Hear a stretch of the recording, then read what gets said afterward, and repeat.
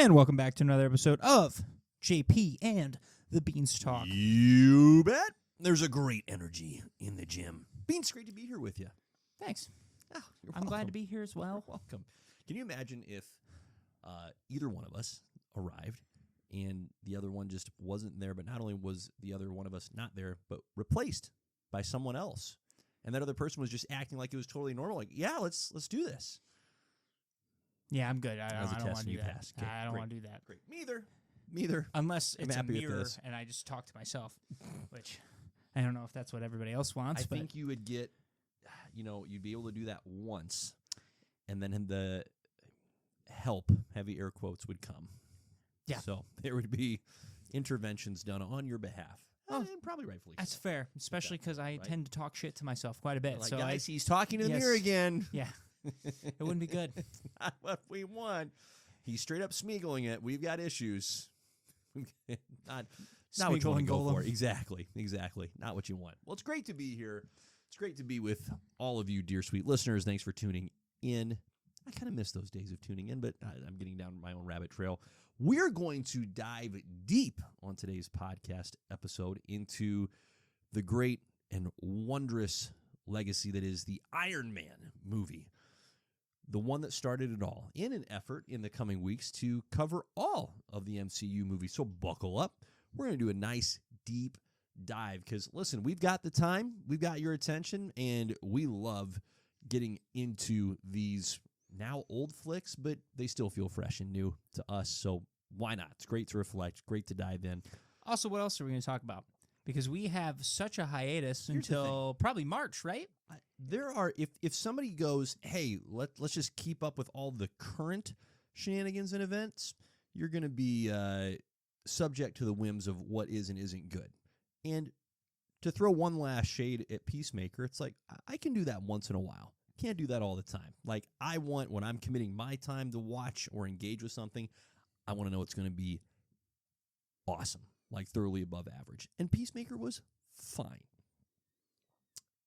And that's the highest praise I can give it. It was fine. I mean, It was fine. from a timeline perspective, though, It was fine. we have Wonder Man in December. Doesn't count. Doesn't And exist. so that leaves us with Daredevil in March. Yeah. So we are really Yeah.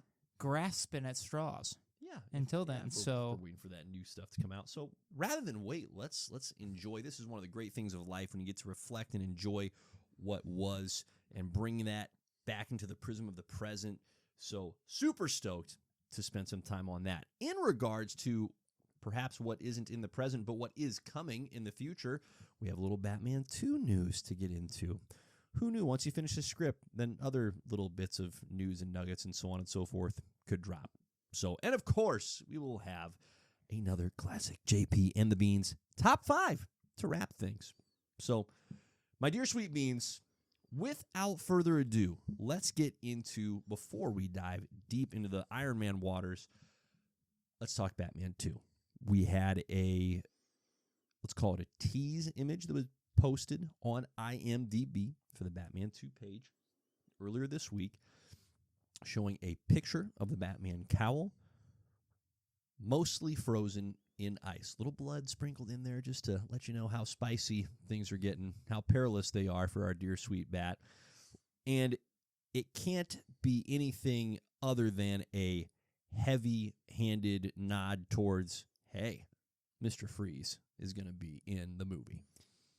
yeah, I mean, it's either that or it's going to take place in winter or both, because I believe they did semi-confirm that this was going to be a winter setting for the Batman. But either way, it's like not hard to put 1 + 1 together to get 2 Well, here. it feels like we've endured many a winter in order to get to this freaking sequel, so I should hope that there's some sunshine out there, but good Lord. Yeah, it's tough. This has been a long, long wait. So to get this might be their little subtle nod of being like, hey, sorry that's taken this so long, but you are going to get something that you want, and that is Mr. Freeze. Here's my only beef, and then we're going to get into the fun part, okay? Matt Reeves literally said, in reference to the villain, hilarious, the villain for Batman 2, that this is a character who has, quote, never really been done in a movie before. Now, Matt Reeves is not young enough to have not seen Batman and Robin when dear sweet Arnold Schwarzenegger donned the freezing suit. So it literally has been done before. So listen, and I don't mind. So I'm going to just dwell on this little beef for just a short period of time. But it has been done before, so just don't present it But in has that way. it, That's though? it. No, it hasn't been done well. It hasn't been done in a way that any of us who watch and enjoy the Batman movies are going, hey, let's not touch that for a while, right? Let's leave that undone. I think we've treaded that ground. Let's move on to a different option. Not at all. Not at all. That's why I'm not going to dwell on it for too long. I am just calling the BS here of, sir, it has been done. So just, there's plenty of time, obviously, because Jesus wept, 2027, that's a ways out. So we've got some time for the marketing to talk to Matt and have him say, listen, during your next press conference, this phrase needs to not be what you say. Here's what some other options of what you could say. He just needs a little coaching. But I digress. I'm genuinely pleased that Mr. Freeze is at least one of the villains that we will get in this movie. Is he truly going to be the primary villain? If we want to go all in on this tease, then yes, he is. Geez, I can even get on board with that because Mr. Freeze certainly has not been done well in the films. And there is a genuine untapped potential for that character in the films. And I would say even in the comics, he's rarely been, not never, but just rarely been utilized in a really effective fashion. It's kind of like a firework where at times it hits and you go, oh, whoa, that was really sweet, but then it's gone. So it just he hasn't had a sustained run of villainy, which is actually kind of unique because many of Batman's other rogues, and Joker notwithstanding, right? But the Riddler has had a run where he's given Batman a really, really difficult stretch. Bane has done that. Two-Face has done that. And so Mr. Freeze, in a strange way, I think stands out because he's not limited to just his technological abilities and advancements. All that tech is developed by him. He's an extraordinarily intelligent, and not just intelligent, but nefariously minded individual. That should be a really lethal combination for Batman to go up against. So I do think that we are due for a awesome Mr. Freeze. This could be a lot of fun. I feel like this is such a layup. Mm-hmm. Like, the blueprint is there. If you go look at the Batman, the animated series, where they reinvented Mr. Freeze and actually made him a worthwhile character to begin with, literally, if you follow that blueprint, we're golden. Nobody's going to complain about you bringing that to live action because it hasn't been done before. Yep. And that's where Matt Reeves would be correct. Mm-hmm. So I'll be very curious to see the direction that they go with him. But yes, he's one of the more interesting characters. It's not super, super weird. Nope. Nope. Mr. Freeze is the border, I would say. Yep. You have the normal human style villains. He's right there on the edge. He is right smack dab in the middle. Correct. He is your boundary line into getting to the weird. So maybe because of that, we can go down the weird path in the third one. I'm very excited to see something like that hit the Batman because, I mean, we love the Dark Knight trilogy here. Yep. That was not a comic accurate Batman. That is a realistic Batman. Yep.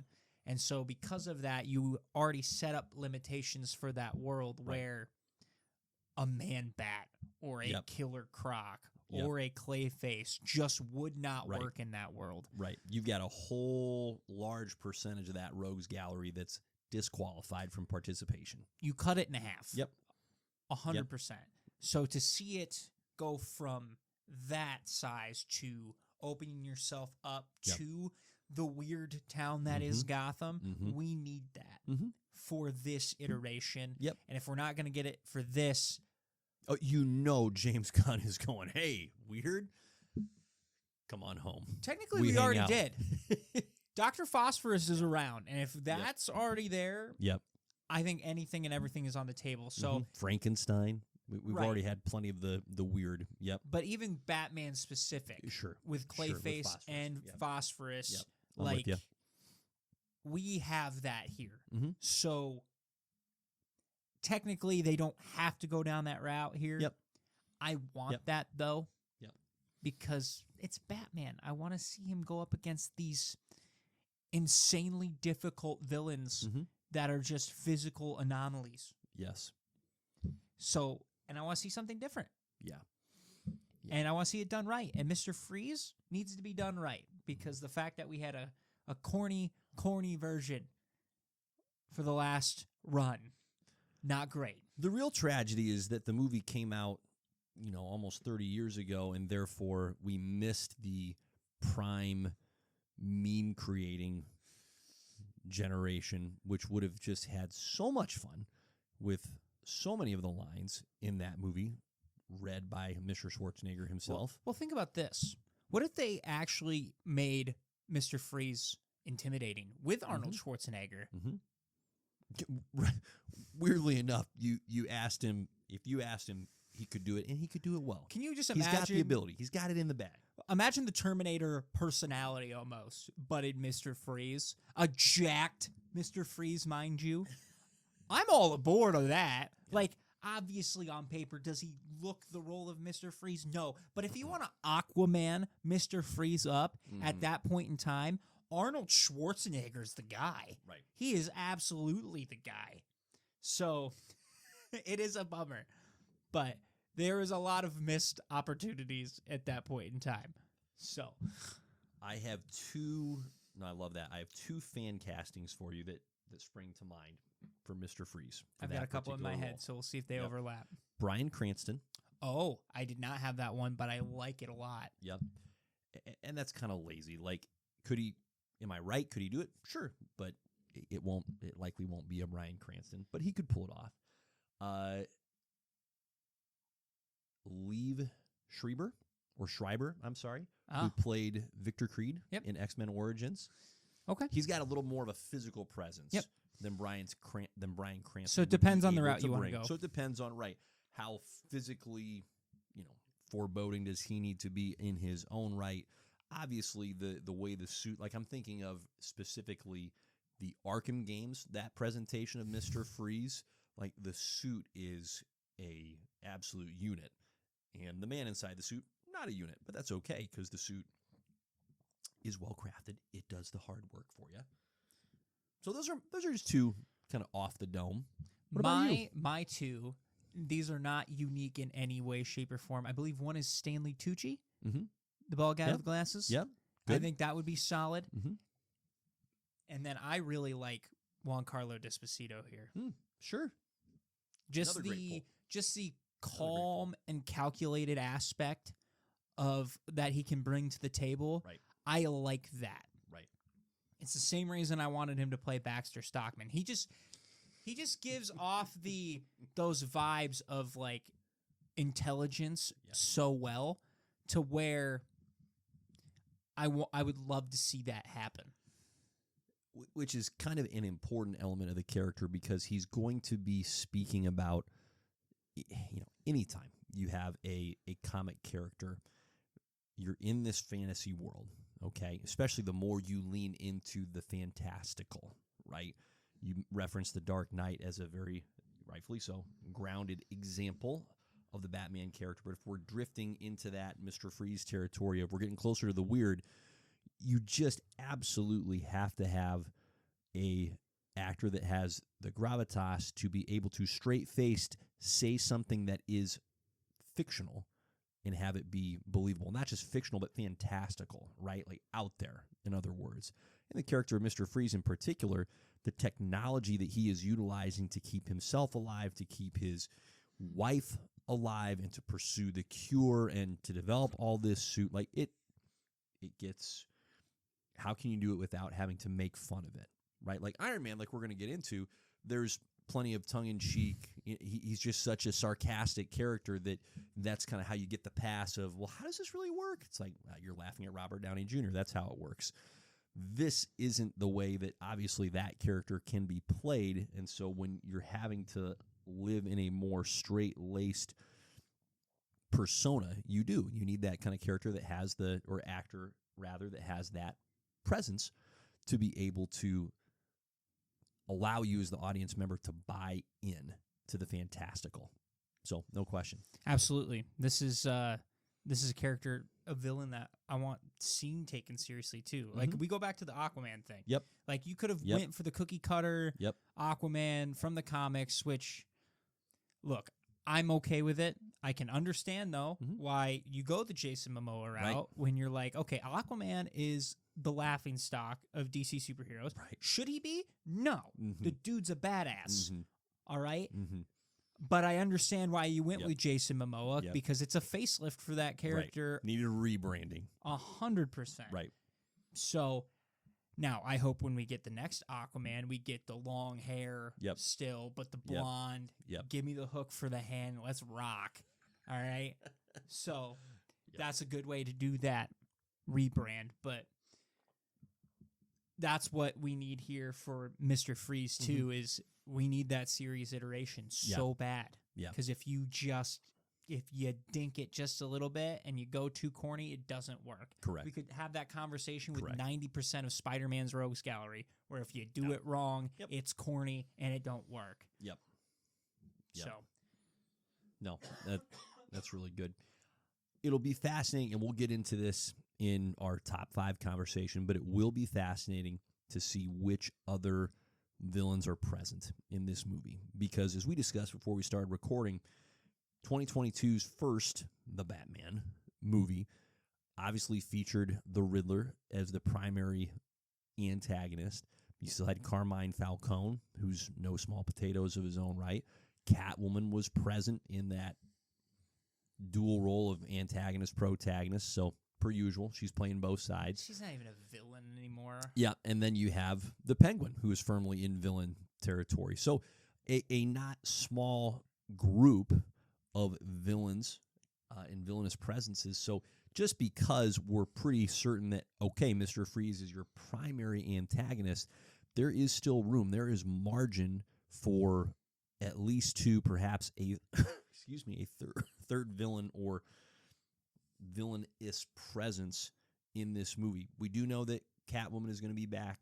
Penguin's going to be present. What we do know, though, about the Penguin is that Colin Farrell has already come out to say that, hey, my role's a lot smaller, and I'm okay. He said, I'm really okay with it. I think he's had enough of the fat suit and the prosthetics. Yep, I don't blame him. Yep, or the prosthesis, rather. So I totally understand that. But what that reeks of to me is there is space for additional villains that we haven't seen yet. And so I don't think it's worth getting too caught up one way or the other in who the primary villain is. I am choosing, like you, to be encouraged by that news. I think it's a great route to go. And because it has been so long and the previous iteration was quite poor, to say the least, it's great that we're going to get a second shot here. This feels like the right spot. Allegedly. We have to use the term allegedly. Yeah, what if we get pulled for the okie doke? Like, if it's here, let's just play this little fun game. If it's not Mr. Freeze, if that's not what that image actually means, what does it mean? It better not just mean because, it's winter. Spare me. It's cold outside. That's why. Right? Oh, Batman's going to be a little chilly in this one. Goodness gracious. What if it is a ruse and the Penguin's the main villain because it is cold outside and he's a penguin? And he's just going to slide it on the ice. I'd be genuinely frustrated. I would be. You know what? Keep pushing the movie back. No need to rush this one. 2027 is probably too soon, you guys. Well, how many times have we seen Batman in winter? Not very often. There you go. It's always not winter. So now we get winter. It's always at nighttime. I don't like being cold. Honestly, that'd be such a fun swerve. Truly. Truly, truly wild. All right. Anything else on that front, my man? That's all I got. That's great. Good conversation. All right. Well, let's pivot into what will be the first of many MCU recaps. And we're going to choose to go through the MCU one movie at a time. At some point, we'll also have to discuss how we want to incorporate shows into the mix here. But for now, let's I'm not just worried about that. Yeah, that's a That's conversation such a for another day. Way away. 100%. Let's take it by phase one first. We're gonna stick with the films, and so as everyone listening to this podcast, and even those who don't, you should, but even those who don't know, Iron Man is what started it all. So we're gonna provide some context here, and one of the goals of going through this process for me is just to reflect on the individual legacy of each movie. Now, Iron Man, this particular movie, is going to have an outsized legacy because of what came after, and that's fine.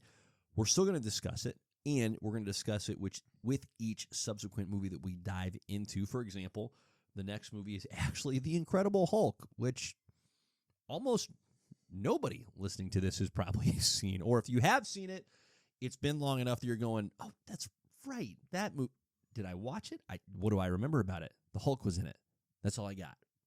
So there's a whole smorgasbord of reflection opportunities here. But without further ado, let's get into it. So let's start, Beans, with how this sausage was made. All right? Let's do the old rewind back to 2008. This movie comes out in the same summer as, what's that? The Dark Knight. Turns out that was a good movie as well. It was easily the more high-regarded of the two. But in terms of what followed, well, all right, well, we had one more Batman movie, and we had, well, quite a few Marvel movies and TV shows that came as a direct result of Iron Man's initial success.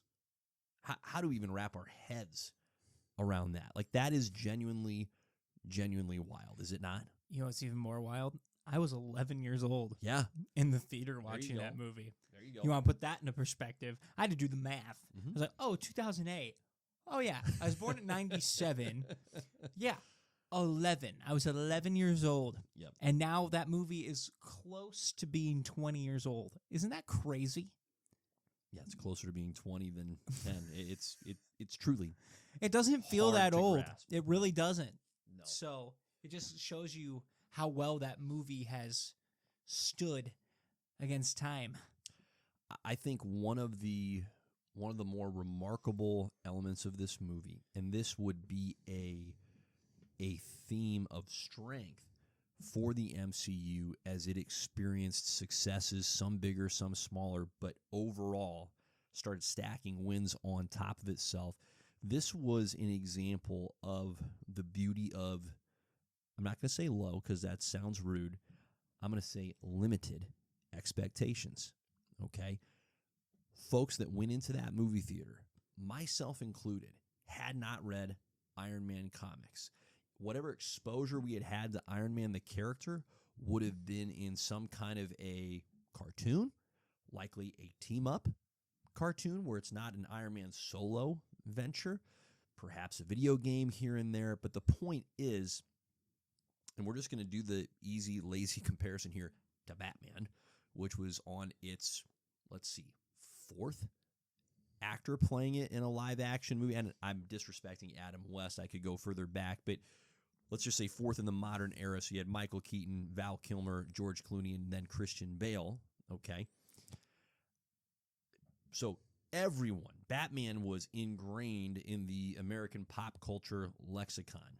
Same with Superman, Spider-Man. Heck, the Hulk had already had a movie.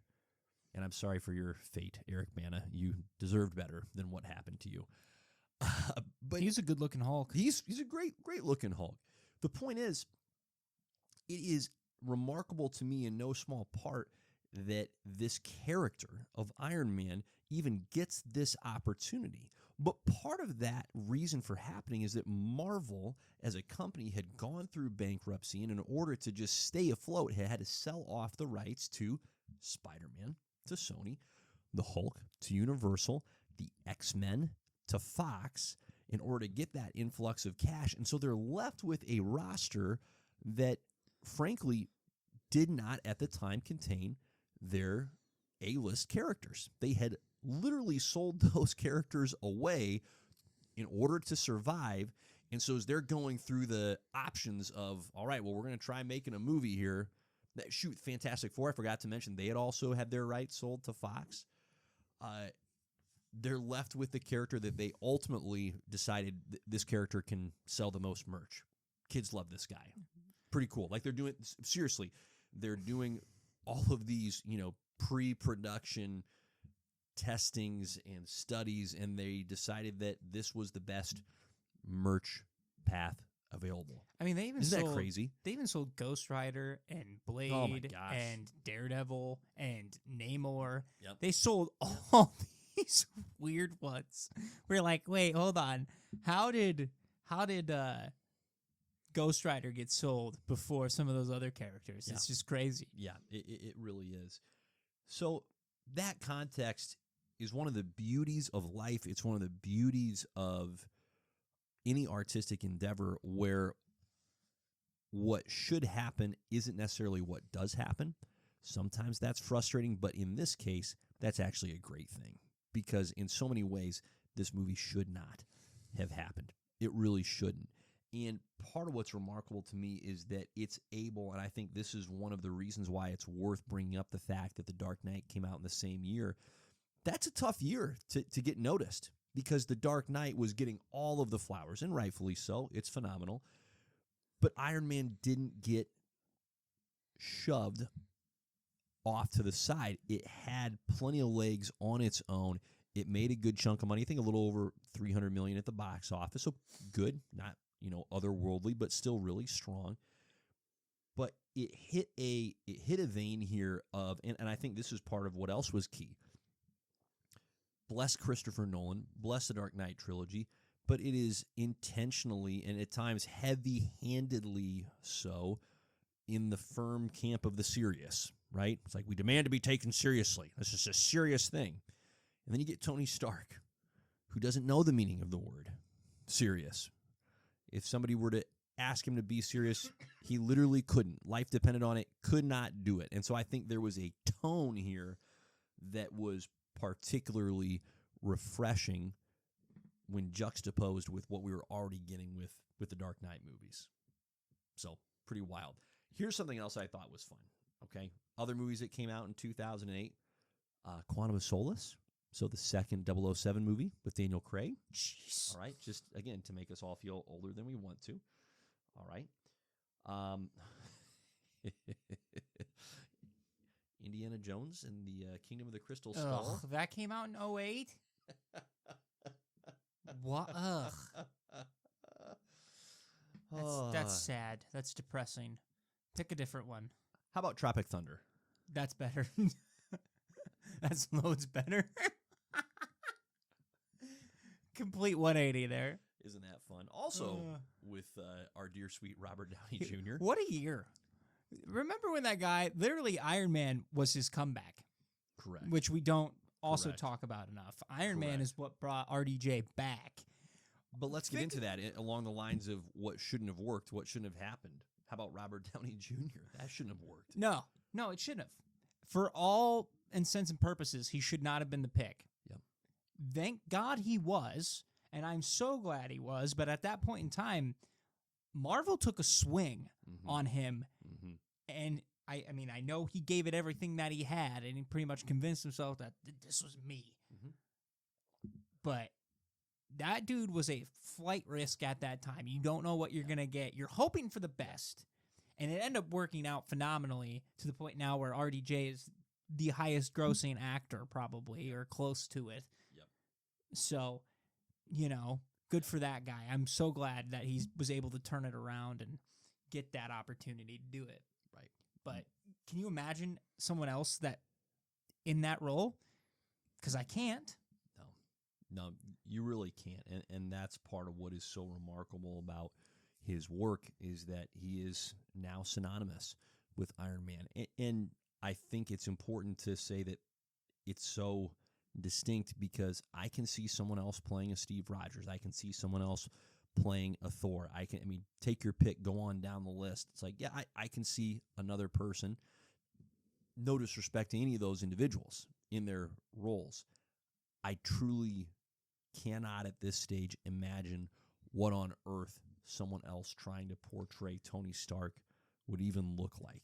And I don't want to think about it either. I just think it'd be disappointing, quite frankly. No, it's for sure up there as one of the most iconic, like, hand in hand. There's very few people that have been able to pull that off. I think of Hugh Jackman's Wolverine as one of them. That one's going to be whoever steps into that role next. I wish you the best of luck. Yep. Same with Iron Man. I think of Kingpin at this point now. Anybody that's not Vincent D'Onofrio stepping in the Kingpin role, good luck, dude. Yep. Good luck. And we can even go further with Patrick Stewart as Professor X, possibly. And even then, the guy who also played Professor X, McAvoy, wasn't bad either. So I just think it's that personality type, right? Right? It's so difficult. We talked earlier about Mr. Freeze and how challenging it will be for that particular actor to be able to, they've got to have just that you're born with it, this gravitas, right, of being able to pull off the fantastical, deliver those themes. It is so hard to thread that needle of being sarcastic, douchey, but not hateably douchey, right? Somehow you're empathetic, and yet you're narcissistic. Like, it's all of these dichotomies blended together in this character that is infinitely watchable, very much because of the person embodying and presenting that character. So all the praise to RDJ. I don't think that's toppable. And we know, listen, at some point we're gonna get another effort at that and we need character. It. Fine. I just think it's gonna be tough. It's gonna be tough. Real quick, Kung Fu Panda also came out in 2008. See, that great year for 2008. Taken came out in 2008. The first one came out in 08? Yes. Wow, I felt earlier than 08. Dude, that's 2008 surprising. is just a great year. Can we go back? Ugh. That's awesome. Can I go back to being 11? That's awesome. Wall-E. Maybe. Oh, Pixar, bless you. That was a great one, too. Hot take, I did not like that movie. I can see that. No, I can see that. I understand that. Knowing you, I'm like, sure. I have no difficulty believing that when you say, I'm like, yep. Everybody's like, oh, Wall-E's so good. And I'm you're like, no, I hated it. No, I totally understand. It's one of those movies Totally I sat through. I was like, I don't get it. I sat there. I'm like, I don't get this movie at all. Because the first 20 minutes, there's no dialogue. Yeah. Oh, yeah. It's just nightmare for you. Nightmare. I need people talking. Not the right fit. I understand. I understand. That's okay. And no shade to you. I go, yep. Yeah, I can embrace and understand that very much. That's incredible. Okay, how about let's keep going through, because this is so much fun to talk about how that sausage is made, and I got to come up with a better phrase for it. Jon Favreau, where on earth did this dude come from to be given this movie? Now, and again, this is difficult. This is a challenging exercise because with the benefit of the hindsight that we have, we see the filmography that Favreau has stacked. We see the world building that he's done with the little sliver of the Star Wars universe that he's been given. And we go, well, this guy's fantastic. He's got it. But prior to Iron Man, again, this is far from a layup to say that, oh, Jon Favreau is our guy. Yeah, he's the billionaire off Friends. Right? People forget that. Jon Favreau was in Friends for a 5-episode stint, maybe. He had a good 10-episode stint. He had a good little run. But truly, he had little bits, little spots here with TV shows. Maybe easily his most well-known movie was Elf in 2003. Yeah, he did do that too. But again, it wasn't he did that movie and then it catapulted him into subsequent movie after movie after movie. It was pretty quiet, and then it was Iron Man. Truly, it was 5 years and then Iron Man. Wild. Wild. Now, obviously, the guy has, and this is where I think the fit really came into a play. Jon Favreau is really good friends with Vince Vaughn, okay? Vince Vaughn's greatest asset as an actor is his ability to spit out words. That man has a gift for gab, all right? Jon Favreau, in his own right, has a similar, obviously not at that same tier, but a similar gift. And that is where I think this movie found its best and most critical marriage was in the director and actor Favreau being able to craft a screenplay that leaned heavily into Robert Downey Jr.'s strengths, which, much like Vince Vaughn, it's the dude can spit some game. Like, he can say things at a level that the rest of us just can't touch. Like, you give him the same line to read, you read it, I read it, other professional actors read it, and like, well, it's this guy. It's Robert Downey Jr. at the top by a mile, but it took a good, solid screenplay for him to be able to feast on and utilize those skills. So that's where they got it right. I have no idea, truly no idea, other than just similar to how we got to Robert Downey Jr., how do we get to Jon Favreau? It's well, we need somebody, right? Who's desperate, who's willing to not get paid a ton to do a potentially one-and-done movie? Jon Favreau's there going, sure, I'm in. Let's go for it. Incredible to me. Really incredible. Yeah. Here's another little fun tidbit, okay? Do you know who the highest paid actor in this movie was? Terrence Howard, Terrence wasn't it? Howard. Yep. Terrence freaking Howard. Yep. I'm pretty sure I've seen some interviews where he was scorned after that movie. So, but he was great in it. Terrence Howard would have legitimately made a great roadie. Yeah, that's what I remember being so, like, bummed out when I found out he got recasted when I was younger, because I was like, oh, man, he was so good. And not that Don Cheadle's bad, but I think Terrence Howard has a little bit more personality. Just a little bit. Yeah. Don Cheadle's, like, more composed. A little bit more reserved even. And to have Terrence in there at first, it is a bummer to not see Terrence Howard in the War Machine suit. Yep. So, and I think Terrence has done just fine for himself in terms of career arc since that movie. But you still have to feel like you missed out, right? Like, you had the open door. You're already getting paid plenty. From what I understand, what broke down was in the negotiations for the next Iron Man movie, Terrence wanted even more, which is not an unfair ask. But whatever the number was that he slid across the table to Marvel slid back and said, we're going to go somewhere less than what you just proposed.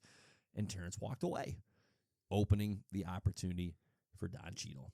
So, again, both guys have had careers that are just fine. There's no holistic regrets in terms of, wow, he really torpedoed his career there. But you got to feel like, truly, personally, if I'm that person, I'm going, dang it. Should have took the pay cut. Well, you think about it, too, in the sense of it's hard to give the supporting actor the most money in a franchise. Right. Not saying that he doesn't deserve it. Totally get why he asked for more money. Yep. But at the same time, like, dude, you are not, unfortunately, you are not now your role's bigger in Iron Man 2. Yep. But it's Iron Man. It's not War Machine. Right. So. Right. It is what it is. Yeah. Yeah. Pretty wild. Other obviously noticeable cast members, Jeff Bridges is Obadiah Stane. Gwyneth Paltrow gets introduced as Pepper Potts in this movie. Paul Bettany even has a little bit of a nugget in there as the voice of Jarvis. Fun to see Paul. We talk about all the actors they got for this movie. The fact that they got Jeff Bridges to play your villain, that is a steal. Yep. To the highest degree. Yep. Jeff Bridges is phenomenal in this movie. The fact that we did not get more of him personality as Obadiah, Yep. we were robbed. Right. That was highway robbery that we did not get more of that guy. You should have not killed him off. He was so good. And he is a presence. I still think about the quote where he's yelling at that one scientist about Tony building Yep. it in the With a cave box with of a box of scraps. Yeah. Dude, I would have Yeah. pissed myself if I was that scientist getting yelled at like that. Mhm. Obadiah is a Mhm. scary, scary man. Mhm. And I would have loved to see the Ironmonger suit go through iterations yeah. along with the Iron Man suit. Right. Because the route that he was going down was the more power route than Tony. Tony was going for the more Yep. applicable usage. Mhm. So it would have been, it would have been awesome to get more of Jeff Bridges for No question. sure. Yeah, no question. And we'll circle back to that here shortly because that's worth dwelling on and asking, well, what in the flim flam happened there? But real quick before I forget, because I will forget, I remember reading that Paul Bettany recorded all of his lines for Jarvis in under 2 hours. Then got paid, went on vacation, never actually watched the movie. It's beautiful. What a gig. What a gig. Beautiful. And it ended up Isn't that working out for incredible? him because then he turns into Vision. He's got a great voice for it, too. Like, truly. Had it never turned into Vision, it's like you're a great voice for the AI. And speaking of which, great choice, I will also say, to not have a physical human Jarvis. Like, truly. That's a low-key, rarely highlighted, but I think nonetheless critically correct move to where you have, for a couple of reasons, one of which, if you put the physical Jarvis in the room, now you have a problem. It feels way too much, in my opinion, like, well, this is just Marvel's version of Batman and Alfred. So you avoid that potential pitfall. Not saying it couldn't work, but you avoid that unwanted comparison. The other, and this is far and away the more critical piece, is this is before the advent of what we're in now, which is AIs, all of the Hey Siris and Hey Googles and so on and so forth, voice prompted technology. And so it was a demonstration and embodiment of how cutting edge Tony's got a computer system that he can tell what to do, and it's helping him formulate all of these incredible pieces of machinery. It's dialoguing with him. It's not just he's giving it a prompt and it's responding to the prompt. It was a great way to demonstrate how clever and how smart Tony Stark is. Hadn't seen that before. So I think that was a low-key great move to not do the comic accurate thing. We will harp on times, right, when we're going, oh, why weren't you comic accurate? But this was a time where I think that was a wonderful, wonderful pivot. Well, and I feel like they had the beautiful option where Happy Hogan kind of fills into the role of Jarvis, where it's not a butler. Happy evolves over time into all these different roles throughout Stark Industries. Head of security. Right. Exactly. To assistant, whatever. So Happy kind of fills into that role. Fills in that little later void. on. Yep. Absolutely. Yep. So I 100% agree. Yep. And now it's funny that AI was like such a foreign concept back then, and now we're watching it. We're like, geez, AI is everywhere now. Yep. We have to deal with it. We're But doing none of them are as smart as Jarvis. Nope. Let's just say that. Can't touch Jarvis, man. But I also want to remind people that's how Ultron was created. So let's be very, very careful and tread lightly on where we are going with the AI route. All right. So Don't want that particular outcome. no, dude. If the Ultron robot with the no strings on me line comes out, I'm done. Gone. I'm out. I'm gone. Gone. dude. I'm Yep. gone. Get off the grid. You win. Get off the We grid. lost Yep. already. Yep. Game is over. So, no, the AI, especially back then, it was so cool. I'm always jealous of his little digital screens that he pulls Correct. up and the fact that he can just pull the layers back. And I looked at one of his keyboards last night while I was watching the movie again, and it was literally all these foreign buttons on this keyboard. And I'm like, why? I was like, is that even real? Yeah. It didn't even look like it looked like an alien language 100%. But I just I love watching him work and develop the suit. It's such a fun thing to see on screen. There is not a scene in that movie that I can think of off the top of my head that is going to age poorly from a CGI perspective. Yep, and then we have Thor 4. Exactly. Exactly. So oh my gosh. And I'm so glad you brought this up in terms of you mentioned the keyboards, right? The in-air keyboards that he's just pulling up and the visuals are nuts. The visuals are so good. It's the same visceral pleasure that we get from watching a Transformers movie when the suit is coming on and off and all of these, cutting edge and beyond cutting edge visuals and technologies are being put before us. It just looks freaking incredible. Not contrived, not fake. And that is part of the magic of the movie is it hits that realm. This is what Star Wars movies, when they do it right, that's part of why they're so engaging, is it's just right on that edge. You mentioned this with Mr. Freeze of, okay, weird and not weird, of believable and not believable. Like we know, okay, that hasn't happened yet. That technology doesn't exist yet. But it looks so sincere and so sharp and so gorgeous that, my gosh, do you just want to see more of it, right? Like you could almost just watch Tony in the Workshop for a good chunk of time and be pretty dang satisfied. And you're like, oh, that's right. I'm in an action movie. Shouldn't something blow up eventually? Shouldn't he fight somebody? I mean, it's just a treat. Well, even him in the cave. Yes. I'm like, right. What are you building? I want to see it. Yeah. It's like real life Legos, but way fancier. And you're just watching him go. With like, more flamethrowers. Like, this is awesome. Yeah. So. Just truly just incredible. Okay, so let's get into, because I know we're coming up against our time here. Let's talk the legacy of this movie. And this is, in some respects, an obvious one. I cannot remind myself enough of how movie universes, movie franchises did not exist. Trilogies existed, but that was the max. Like, you get 3. That was the quota. That was the cap. The Dark Knight trilogy. Back to the Future. You were just talking about Ghostbusters. That maxed out at 2, right? Mm-hmm. James Bond is the one exception to this rule, but that has lived in the world of exception forever. I think of like the Bourne movies, which came out shortly before the Iron Man movies, or concluded, I should say, before Iron Man came out. Again, 3. That was it. Somehow, this movie, and it doesn't waste isn't the right word.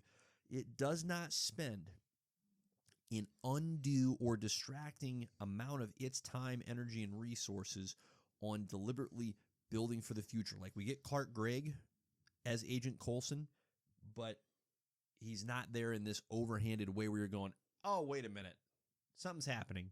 I think they're trying to set up the next movie, right? It's not distracting like that. He's just this there. Weirdly smiling all the time white dude. It's just the token white government guy, I think.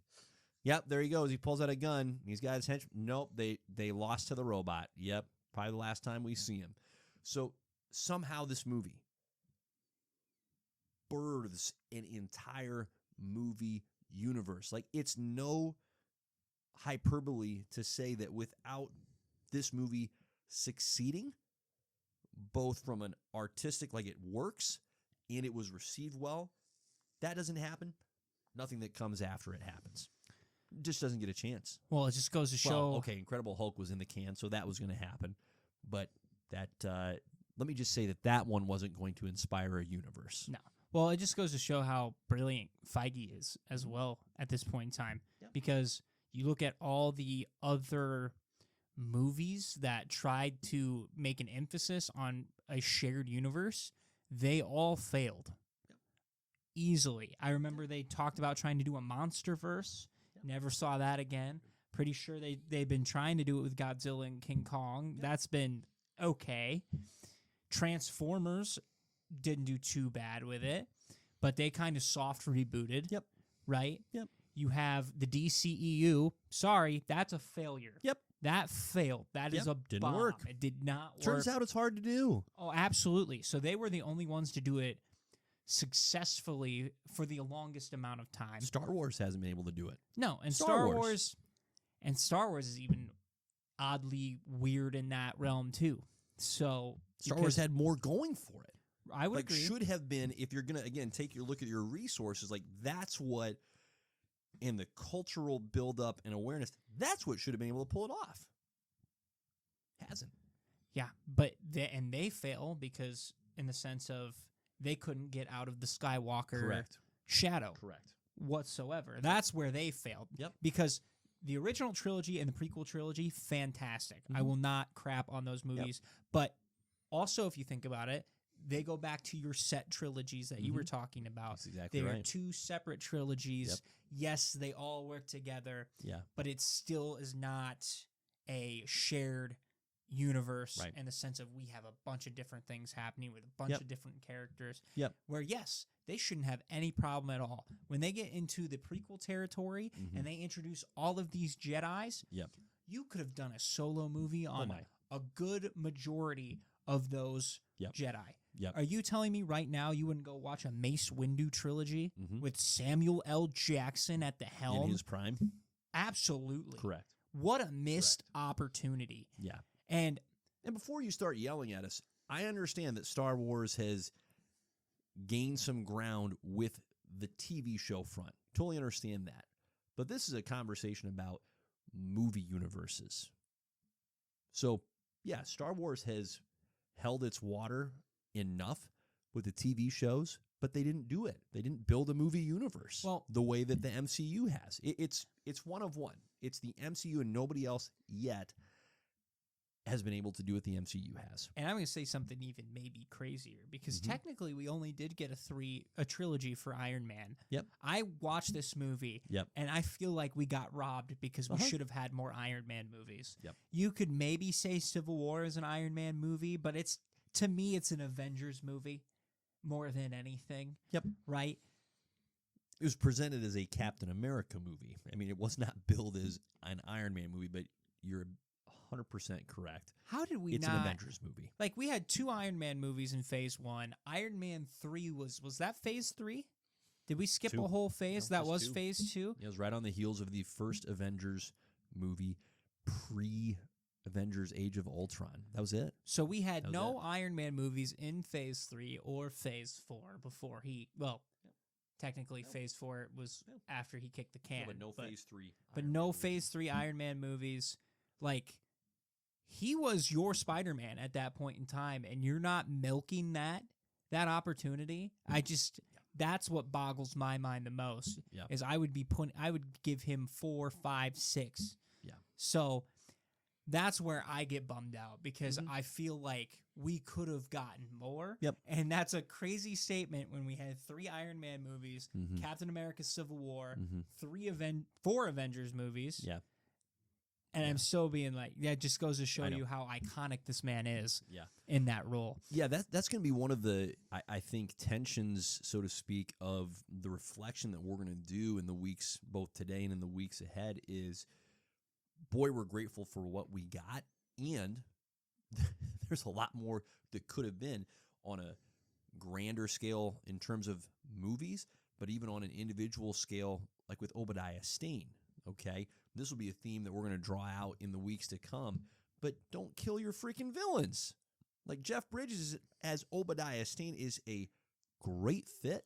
There's zero reason for him to perish. Now, I think where I can forgive the movie is, again, it doesn't know that there's more to come, right? So it's taking its shot. It's shooting its shot right now, and it's deciding for the sake of the story, hey, the strongest finale is Obadiah Stane has to die and die for real. Like, we have to see him go down. It can't be the kitschy little, maybe he's alive. And we no don't doubt. know. Right. There's no doubt. There is no doubt. That man blew up. Yeah, he is he's gone. So, but it is nonetheless, all things being equal, still a genuine shame that we got one movie of Obadiah Stane. and it wasn't followed up quickly by, and now we're going to introduce Zeke Stain, because Zeke Stain's a freak in the comics. I know we just got him in Ironheart. Looking at my calendar, I think it's 2025, so But it's been a big little gap. while. It's a big gap, but It's a big gap. I mean, if you even think about just the Iron Man villains from those movies, Yep. right? We look at Whiplash, which, again, I think that was a villain, super cool, did not fully live up to the hype that he should have. We can also make that argument with Justin Hammer, who's phenomenal. Mhm. So, and then Iron Man 3, don't even get me started on that one. We'll have our time with But that. Yeah, we'll have our the time. point is, they had it in place. Mhm. They had it in place. They had the right casting. It just Yeah. they either missed the mark, or we just did not get enough time with those guys. Yep. Or both. Yeah, well, and far be it from me to neglect to give shout out to Gwyneth Paltrow. She's a great fit as Pepper Potts. Yeah. She does such a terrific job of partnering up with Tony Stark to bring just some levity, but again, it's not too heavy-handed, and the progression of their relationship, I think, is a really sweet slow burn. Like, it wasn't forced. It was really well developed. I appreciated that. All us funny, chaotic men need a woman to keep us grounded. Like, that's the kind of woman we need, is one that's going to keep both of our feet on the ground. Be the sane one in the group. Yes. To be like, that's stupid. You're going to die. Like, it's one of my favorite lines from the movie where Tony's trying to get the Iron Man armor off, and Pepper Potts walks in and he goes, "Let's be honest. This is not the worst thing you've ever caught me doing." Exactly my point. Or just like her coming and be like, "Are those bullet holes?" And he's like, "Yeah." Like, probably. I didn't check. You know what? You're right. I'll be darned. so Yeah. No, and she's one of the very few people that we're introduced to that actually gives a shit about Tony. Mm-hmm. Like, in this Good point. entire movie, we are seeing that nobody really cares about him Mhm. outside of her and Rhodey. Yeah, he's lacking in genuine relationship. Correct. Yeah. So, And it does, it's such a good point. The movie does such a good job of presenting that, again, in a sincere fashion. That's tough to do when you've got a movie that has a lot of humor and a lot of action, and yet this is going to sound cliched because it is, but it's still true. The heart is very much there, right? It's still a character study of a man who, as Yinsen says, has everything but actually has nothing. yeah, the redemption story is beautiful. Yep. 100%. And there's one thing else, too, that I want to bring up. Do it. Before we move it. on to our top 5 that we need to talk about, because this movie set a different precedent as well. Iron Man is the first superhero that comes out and says who his secret identity is Great point. off the bat. Great point. So we automatically now have a different Yep. perspective in the sense of, Great point. so now he's pretty much a celebrity that's It's a saving great the day. point. That was a No, first. I forget that, but you're absolutely right to bring that up. I remember being in the theater, my mind blown Mm-hmm. as an 11-year-old kid, being like, Mhm. wait, Dad, he Mhm. just gave his secret identity away. He's Mhm. not scared of anything. And it backfires later on in other movies. But, like, very instantly does that backfire. Yeah. But at the time, you're just like, oh, wow. So now Right. he's just going to deal with everybody of it. coming at him Yep, all in of it. both his regular life Yep. and his superhero life. No, that's a terrific point because, again, you just run through the lexicon of almost every other hero, and we'll just use the example of who we'd already seen in a big screen movie. Batman, Superman, Spider-Man, obviously all have alter egos, right? They're keeping that who they truly are hidden behind a mask or glasses. Yeah. The only Fantastic Four is an exception to that. Right, but they have each other. Yes. It's not just not an one individual. of them Correct. going off on their own. Blade is Blade. That's a whole different thing. He's not even a superhero. So, yeah, like, he is. nobody but knows he's who not. he is. Yeah. Yes. He's just literally killing vampires all day long. He's just bypassing the alter ego part. Correct. Like, who are you? Blade. Yeah. Okay, but what's your real name? Blade. Exactly. There's only one Blade. Oh, okay. For now. Yeah, but Iron Man, That's a great point. to though, do right? that Yeah. at that point in time, it sets him apart. It Mhm. just adds another like, Mhm. oh, this is This is different. different. This Yep. is new, and it Yeah. just I think it even brought more to that character. Yeah. On top of that, No, that's great. That's a really good pull. Real quick note, I wanted to correct myself when I said earlier Iron Man made over 300 million. That's true. It did that domestically. Did 318 million domestically. they're Raked gonna set you on fire, dude. It raked in another good 267 million overseas for a grand total of $585 million worldwide. That's pretty Make good. fun of him. Pretty good bank. Make fun of him in the comments. Do it. Tell him how dumb he is for not knowing the number. Stupid. What a great movie. It's infinitely rewatchable. It holds up, and the craftsmanship, you just have to appreciate it, because in 2008 you're crushing it with the presentation, with the CGI and all the challenges that are presented by that, and it still looks phenomenal even today. And I actually like, this is one last thing I want to say, I like that it is limited. Like, we're not getting the peak, right, Tony Stark or peak Iron Man armor here. We are getting the early iteration, and there are limits that are explored within this movie. But I really appreciate it for that it's taking its time to build up to, it's leaving that meat on the bone. Yeah, considering Not in a hurry. how they end up rushing it towards Uh-huh. the end. Uh-huh. But I will just say, too, for me, I remember going in as a kid not really knowing much about Iron Man. My dad's like, oh, Iron Man's so cool. We're going to go watch it. I was like, okay, let's do it. And coming out of that movie. Trusting you, Dad. Yeah. And being like, Iron Man is my favorite movie of all time. Yeah.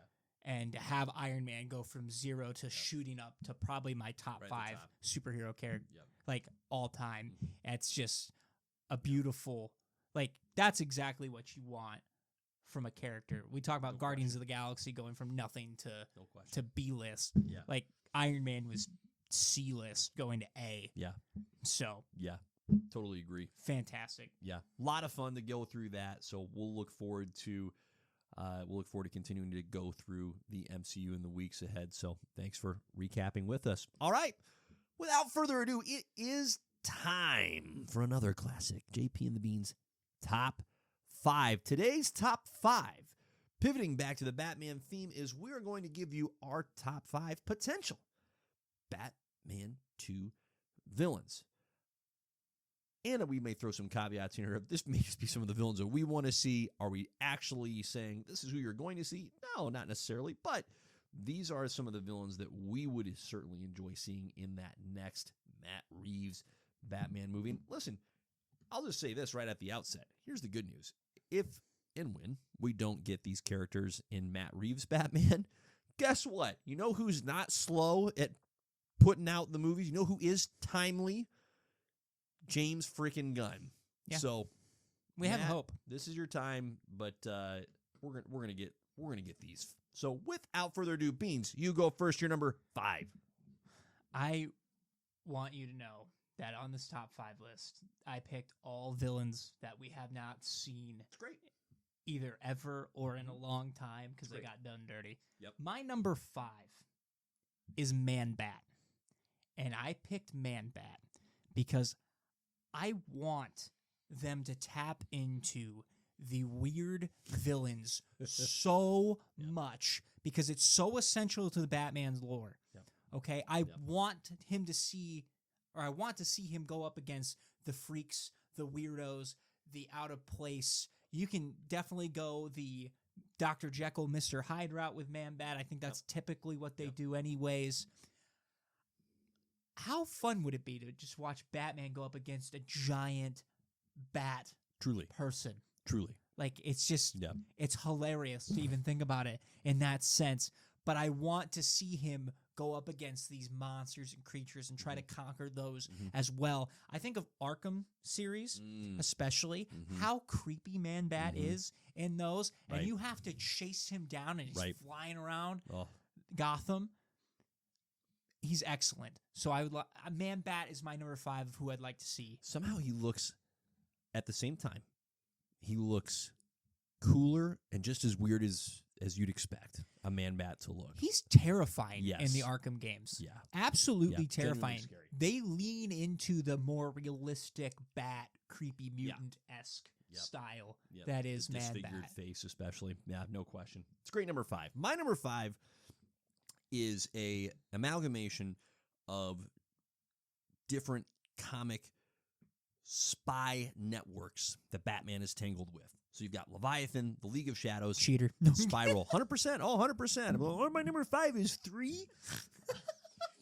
The reason I give those examples is what I want espionage. Okay, so I want there to be a source of espionage in Batman's world. And to be clear, this isn't Gotham limited espionage. This is freaking global espionage where Bruce Wayne really gets stretched, really gets tested. Obviously, it ties into Gotham City, but these organizations at different times and in different ways, Leviathan, the League of Shadows, and Spiral, have all really strained the mental capacity of Batman and his ability to truly be the not just the detective, but to play that espionage game. So that's my number 5. My number 4 is Killer Croc.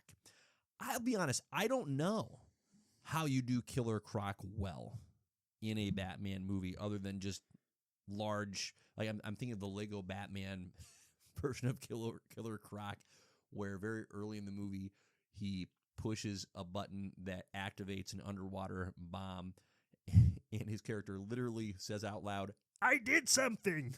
It's like, yeah, I don't know what else you do, but I would love for someone who is smarter and more creative than me to figure that out and present obviously a physical presence that's not Bane, because we've had Bane in multiple instances, so I'm ready for a Bane break. I would love to see Killer Croc take on not just that, well, primarily that physical presence, but getting Batman down into the sewers. How would you like to be down there? You mentioned the Arkham games. That's not fun messing with Killer Croc in the Arkham games in Gotham sewers. Yeah, and with the Arkham games too, they lean more into the human side Yep. than the Croc side. Yep. I would prefer the Croc side, but then you gotta Yep. get careful with him looking like the lizard. Yeah, I totally acknowledge that this is weird, but I don't care. I'm in it for the weird, so that's my number 4. Yes, and the weird thing too with Waylon is there's such a balance of him also kind of riding the line a little bit of Yep. the anti-hero Yep, realm. So totally. I totally get the 100%. physical presence. Yep. Okay, my number 4. You're number 4. And the only reason this is number 4 is because we've gotten a lot of him in the DCU. I have Clayface. I stand by Clayface. This man is getting in a movie Yep. on his own. Yep. How, I don't know, because we haven't had him in a Batman movie. He's getting his own movie before he shows up in a Batman movie. Is that not a crime in itself? Uh-huh. Because it should be. Straight up. It should be 100%. So that's the reason he's at 4. It's Right. because we're getting a lot of him. We're getting a movie. That's fantastic. Mhm. All of this is great. Mm-hmm. I would prefer to see him go up against Bruce first. Mm-hmm. So, because Clayface is a great villain Yeah. overall. Can't Yep. wait to see him on screen. But that's why he's at number 4. It's great number 4. My You're number 3. My number 3, and this is the pick that you're going to hate. But I think it would work so well in this universe because of the way they did the Riddler. Okay. I am going Professor Pig at 3. Listen, if you want to, You're not wrong, but you're right. Gross. if you want to lean into, because I would say this, Matt Reeves' universe kind of feels like it's Arkham-esque, Yep. right? The Arkham video game style-esque. Right. Professor Pig in those games, not my cup of tea. That's how I was introduced to Professor Pig. Nope. However, Terrifying. watching Batman go up against this army of faceless Yep. human dolls Yep. and a It would man work. that sings opera, It would work. it would be horrifying. And the actual way they set him up in Arkham Knight Mm-hmm. is you are stumbling onto these murder scenes and he's going through all his detective work Right. till it finally leads to this lair, and Mhm. then you find out it's Professor Pig. Mm-hmm. You could definitely lean into the serial killer route here. Yep. And I don't think we've really had that in a Batman movie. Right. Like, the Batman, the first one, did such a great job at the detective work with the Yep. Riddler. Yep. I want to see that continue Mhm. and to see him go up against a legitimate psychopath Sure. that isn't the Joker, Sure. that you don't really know exactly why he's killing the people that he's killing. Mm-hmm. That's my number 3. It's a great number 3. I hate it, I hate but it it's too. a great number 3. Oh, goodness. All right. My number 3 is Clayface for all the reasons you mentioned. And I think that he's a weird character, obviously. And the fact that here's the weirdest part about him, all right? It's not even that he's a shapeshifter. It's that we've leaned into the name Clayface, right? It's like, oh, Clay? Really? Like putty? Ugh, it just turns shape-shifting gross immediately. But actually, the ability for an adversary to be a shapeshifter is tremendously problematic for anybody who's trying to catch the shapeshifter at his wrongdoing. So that makes for a great adversary for Batman. Well, especially, yes, A, for Batman, and B, if they actually made Clayface good at it, Mhm. like, Mhm. in more, like, I think it was the New 52 run, they made Yep. Clayface so he could even change his excellent. DNA Yeah. into the. Yeah, he got how, very granular with it. How do you deal with that? Yeah. Like, because that's sometimes where they're like, oh, they make Clayface an idiot and it doesn't always work out, and Batman can Just tell. makes him a goon. Don't Right. do that. Make Right. it cold and calculated to the fact Make where him skilled. Yeah. Yeah. absolutely Yeah. make Bruce question every Mhm. person that's around him. Have him impersonate Alfred, right? Oh my gosh. Right. Or Nightwing. Right? Mm-hmm. There's a Yeah. lot of fun that could be had with that. So it's a better character than I ever thought I would admit to, and yet as the months continue to go by and I'm confronted with the reality of, as you mentioned, the Clayface movie, and I keep reflecting on that reality, and I go, dang it. It's also going to probably work. my fault Yeah, because I've been waving the Clayface banner for many moons. Many moons. I knew it. My number 2 is Deathstroke. One thing that I am frustrated by in so many of these Batman movies is, with the maybe exception of Ra's al Ghul in Batman Begins, is so rarely do you get to see Batman go mano a mano with someone who is equally skilled as he is. You have Bane, who's just freakishly strong, right?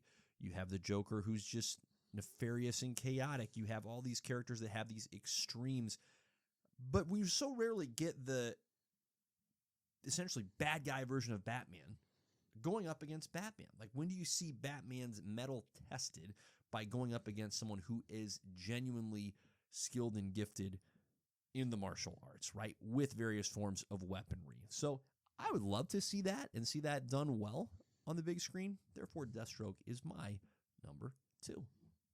Okay, my number 2 is kind of basic That's because okay. it's almost It's okay. semi-confirmed. But I am putting Mr. Freeze on this list okay. because I want Mr. Freeze. Mhm. Okay, for all the things that we talked about at the beginning of this podcast, Yep. he needs to be here. This needs to be done right. He's too cool of a character, no pun intended, to not have a good iteration in a live-action movie. Mhm. It needs to be done. Mhm. Also, can we talk about how many DC villains have ice powers? Okay, there's like 7. It's stupid. Captain Cold, Killer Frost, Mr. Freeze, of course. Who am I not thinking of? I think he's like Icicle or something Oh. like that. Tough. Yeah. Anywho, Next, they'll give Kite Man ice powers. they should. Why not? That way he can just Drop like a self-propel. I like the idea of him just self-propelling. Okay. You know, Sure. Just he never needs air. He can just fly I wherever was he thinking wants. more the kite fails, he falls, and he's done. We're like, well, that's enough of Kite Man. That's also fun. Yep. Yeah. So I have Mr. Freeze at number 2 It's great. because he has to be on this list. It's a great pick. You're number Oh, 1. my number 1. You're number 1. These guys are too fitting Yep. to not have in this. I have the Court of Owls Same. at number 1. You wanted your spies. I think they do this, but one step better. Mhm. To have this secret society that has built themselves all the way into the deep, deep history Right. of Gotham, to Right. the fact that they have control over everything, Mm-hmm. especially under Bruce's nose. Mm-hmm. The fact that they got Mhm. under Bruce's nose is absolutely insane. Right. If you go read the original Court of Owls storyline, whew, crazy. absolutely nuts. Yeah. You also look at the fact that Bruce has like a half brother Mm-hmm. that is a Talon Mm-hmm. because Yeah, comics, comics. like there's no better way to put that. I mean, these guys are insane. They are in the Yeah. government. They have sleeper agents. Mm-hmm. They wanted Nightwing at one point Yep. to be one of their Right. Talons. Like these guys move with a purpose, and every time you see them on like in the comics, Mm-hmm. it's terrifying. They look phenomenal. Oh my the look gosh, is terrific. Bruce going through the mazes Yep. and looking like he's just about to die, Yep. and then they're just all sitting up there in their Right. Just perches with the watching masks, him suffer. and you have no idea who they Mhm. are. Mhm. Period. Mhm. It's absolutely insane. Yeah. And I think it just works so well for the way that they built this and the way, especially in the first movie that we got with the Batman, and I'd love to watch it again to just kind of see that. But Mhm. they already kind of hinted at the deep, dark history of Gotham that's already established. Yep. And if I remember correctly, that was Yep. part of what Riddler was trying to expose. Right. So I would be very curious to see the route that they could go with these guys because Yep. to me, instead of having the Joker as your final big bad, these guys work phenomenally as your end of the trilogy. Hey, these guys are the linchpin to this trilogy. Right. Makes too much sense. Yeah. No, couldn't say it any better myself. They're easily number one. Easily number one. And what you hit on already that I'll just reiterate is the fact that they're able to build out their secret society right under Bruce Wayne's nose to the point that in that comics run, a significant portion of that story is spent with Batman in utter denial, like actively saying, no, the Court of Owls doesn't exist. This is just a myth. If they existed, I would know about it, but they don't. Never seen any signs of them. They don't exist. And even as he's beginning to uncover more tangible signs and clues that they do in fact exist and are in fact influential, he maintains his denial because their deception is so thoroughly effective. So it's not until he's literally pulled into their maze of doom and death that he goes, all right, I believe it. Converted. I now no longer doubt that they're a real thing. So it's easily the most appealing, especially when you think of who have we not seen yet or not seen done well. We haven't seen him at all. So it would be phenomenal. And as you said, such a good fit for this particular version of what we are getting with Batman. And, they are newer Mhm. as well. Yep. So they've had a little bit More understandable. They've of had wiggle less time. room. But yeah, man, Truly. they are just Truly. oof. Yep. But Yeah, get him in. Get yes, him in. for sure. I have some honorable mentions that I Let's hear 'em. listed. I had Deathstroke as well. We need some assassins. Yep. You could fit that do. well. Imagine if it was just Penguin putting a hit on Batman. Correct. pay a lot of ways to Deathstroke. incorporate Deathstroke. Very a lot of simple. paths available. I have the Mad Hatter. 'Kay. As a Yep. Another weird one. oddball Yep. choice. Again, not a main Mhm. villain per se, but Mhm. definitely a secondary one Mhm. that could fit really well. Yep. And I do have Poison Ivy. I know that you kind of have your ifs on her, but I've never figured out how that one works. But I'm willing to be convinced. she has I so just don't get it. Just don't get it. what bothers me is she has so much potential, and I feel like they just don't Yeah. hit it. Yep. Right? Like Right. this girl somehow managed to hypnotize Superman with a mixture of kryptonite and lipstick or whatever she did. And kissed him with kryptonite lipstick and was able to hypnotize Superman. Good move. There's another storyline too. She hypnotizes the world because she wants to. Like this chick is way overpowered, Yeah. and Yeah. you just. Yeah. It's like Clayface. It's like you kind of dumb him down, and not that she's a dumb character, or a dumb person. No, but at some point her But- character is going to be done properly, and then it'll be one of those kind of Guardians of the Galaxy where you go, well, yeah, that should have always worked. Yeah. Right? So Well, yeah, because we got what Uma Thurman exactly. and Oof. What was that? It was tough. So It was tough. Right there with Mr. Freeze. They were in cahoots. So you guys see a character like that, and I'm like, Yeah. Can you just imagine Mhm. Bruce Mhm. going through Gotham, but it's a jungle, Mhm. and you have to see him go through that?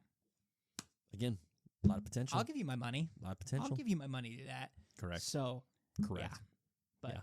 It's there good you go. stuff. Beans, well done. Another great top 5. Anything else for the good people? That My good is man. all that I have. Thanks for listening, my friends. Absolutely. Love having you. On that note, Godspeed. Peace.